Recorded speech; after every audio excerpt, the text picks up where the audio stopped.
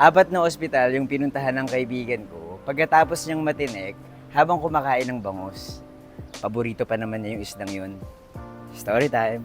Excited pa naman na kumakain yung kaibigan ko dahil lunchtime yun. Ang pangalan pala niya ay Bong. At paboritong-paborito niya yung isdang bangus. Hindi niya alam na nung araw na yun, magkakaproblema pala siya.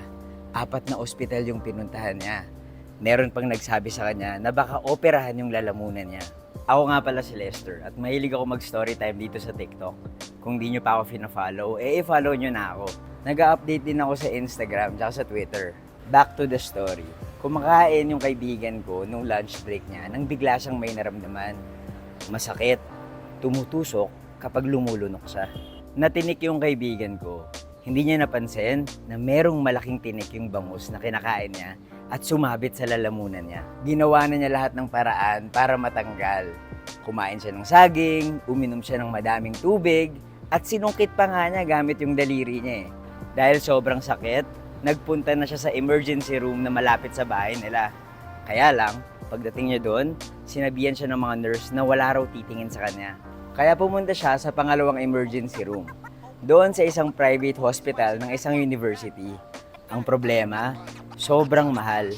Hindi ko nga alam bakit ang mahal-mahal magpagamot dito sa Pilipinas. Umayaw siya dun sa presyo, kaya pumunta siya sa mas mura, sa isang public hospital, sa isa ring sikat na university. Habang nasa pila sa emergency room, umayaw ulit yung kaibigan ko.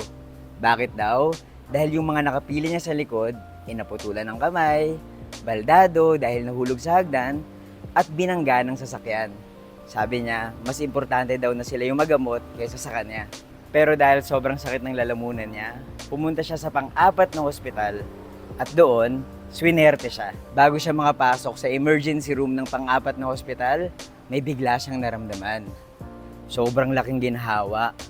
Pakiramdam niya, nawala na yung tinik sa lalamunan niya. Sinubukan niyang lunukin yung laway niya at wala na siyang nararamdaman na sakit.